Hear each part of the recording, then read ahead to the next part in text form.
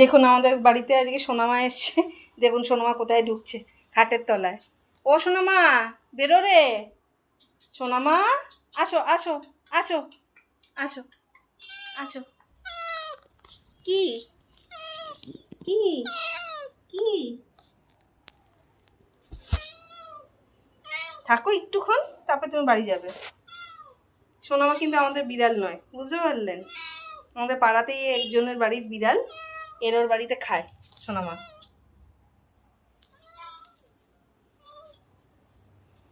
সোনামা আবার জল মুড়িও খায়, বুঝুন। বিড়ালকে দেখেছেন জল মুড়ি খেতে? আমাদের সোনামা খায়। কি সোনামা কি খাবে?